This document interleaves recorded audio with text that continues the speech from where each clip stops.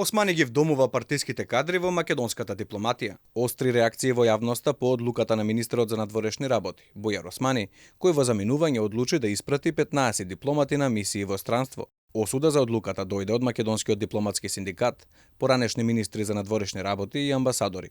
Дипломатот во пензија, Зоран Дабик, вели дека ова решение во моменти кога се менува составот на владата, ќе направи овие дипломати да бидат третирани како привезоци на министерот. И вие кога се заминувате, веројатно се обидувате да се ги под наводници спасите своите кадри партиски, но така една дипломатија не функционира.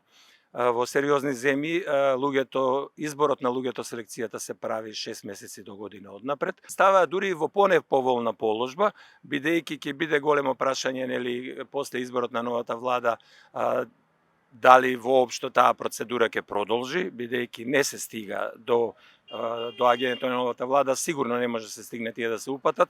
Амбасадорот Дабик додава дека со овие постапки се покажува до кој степен е партизирана македонската дипломатија. А кога недостасува професионализам во оваа служба, државата изгледа несериозно во очите на меѓународната заедница.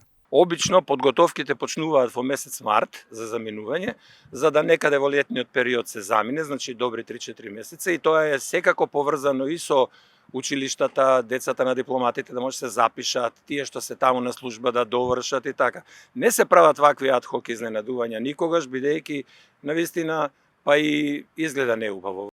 Од македонскиот дипломатски синдикат остро реагираат дека одлуката на Османи е само политичка манипулација. Најостро реагираме и го осудуваме чинот на распишување на огласи за упатување во странство на повеќе од 15 дипломати во постизборен период, односно на само 10 дена пред стапување на должност на нов министер за надворешни работи. Сметаме дека овој оглас е политичка манипулација на министерот во заминување, со цел да се остават отворени проблеми на новото раководство. На Османи ваквиот обид не му е прв пат. Министерот неуспешно се обиде масовно да упати дипломати во странство и непосредно пред изборите, односно за време на кампањата.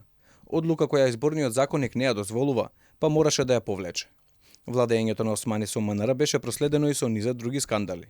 Антикорупцијска комисија во 2021 побара одговорност од министерот, бидејќи 15 службени возила на МНР и 2 на Агенцијата за разузнавање се користеа во партиски цели на локалните избори.